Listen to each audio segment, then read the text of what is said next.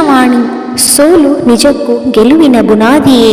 ತಾನೇಕೆ ಸೋತೆ ಎಂದು ಆ ವ್ಯಕ್ತಿ ಮರಳಿ ಪ್ರಯತ್ನ ಕೈಗೊಂಡಾಗ ವಿಜಯ ಆತನ ಜೇಬಿನಲ್ಲಿರುತ್ತದೆ. ಯಶಸ್ಸು ಎಂದರೆ ಬಯಸಿದ್ದು ಸಿಗುವುದು, ಸುಖವೆಂದರೆ ಸಿಕ್ಕಿದ್ದನ್ನು ಬಯಸುವುದು. ಯಶಸ್ಸು ಆಸೆಯ ಕನಸಲ್ಲ, ಪರಿಶ್ರಮದ ಪರಿಣಾಮ. ಅಪಮಾನವೆಂಬುವುದು ಸೇಡಿನ ಕಿಡಿಯಾಗಬಾರದು. ಬದಲಿಗೆ ಎದುರಾಳಿಯನ್ನು ಸಂಪತ್ತಿನಲ್ಲಿ, ಕೆಲಸದಲ್ಲಿ ಮೀರಿಸಿ ತೀರುವೆನೆಂದು ಪಣ ತೊಡಬೇಕು.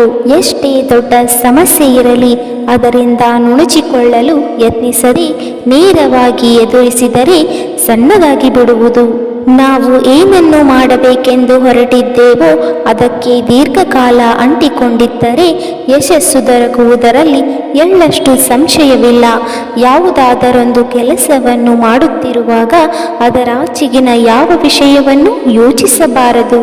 ಕನಿಷ್ಠ 18 ತಾಸುಗಳವರೆಗೆ ಕೆಲಸ ಮಾಡದಿದ್ದರೆ ಆತ ಎಂದೂ ಶ್ರೀಮಂತನಾಗಲಾರ. ಚಿಕ್ಕ ಚಿಕ್ಕ ಗುರಿ ಸಾಧನೆಯೇ ನಮ್ಮನ್ನು ದೊಡ್ಡ ಸ್ಥಾನಕ್ಕೆ ಒಯ್ಯುತ್ತವೆ.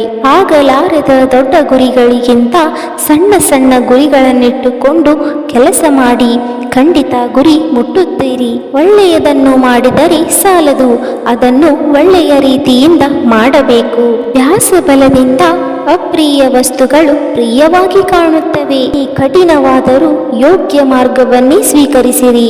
ಅಭ್ಯಾಸವಾದಂತೆ ಅದು ಸರಳವೆನಿಸುತ್ತಾ ಹೋಗುತ್ತದೆ. ವಿವೇಕವಂತ ಮನುಷ್ಯನಿಗೆ ಸಾವಧಾನ ಮತ್ತು ಚಾತುರ್ಯಗಳು ಜೊತೆಯಾಗಿರುತ್ತವೆ. ಜಾಣನು ಸಾತ್ವಿಕನಿರಲೇಬೇಕೆಂದೇನಿಲ್ಲ, ಆದರೆ ಜಾಣತನವಿಲ್ಲದ ಸಾತ್ವಿಕತೆ ಹುಚ್ಚು ಎನಿಸಿಕೊಳ್ಳುವುದು. ಬಯಸಿದ್ದು ಸಿಗಬೇಕೆಂದರೆ ಯೋಗವಿರಬೇಕು, ಸಿಕ್ಕಿದ್ದನ್ನು ಉಳಿಸಿಕೊಳ್ಳಲು ಯೋಗ್ಯತೆ ಇರಬೇಕು. ಈ ವಿಡಿಯೋ ನಿಮಗೆ ಇಷ್ಟವಾಗಿದ್ದರೆ ನನ್ನ ಚಾನಲನ್ನು ಲೈಕ್ ಮಾಡಿ, ಶೇರ್ ಮಾಡಿ, ಕಮೆಂಟ್ ಮಾಡಿ, ಹಾಗೆ ಸಬ್ಸ್ಕ್ರೈಬ್ ಮಾಡೋದನ್ನು ಮರಿಬೇಡಿ. ಧನ್ಯವಾದಗಳು.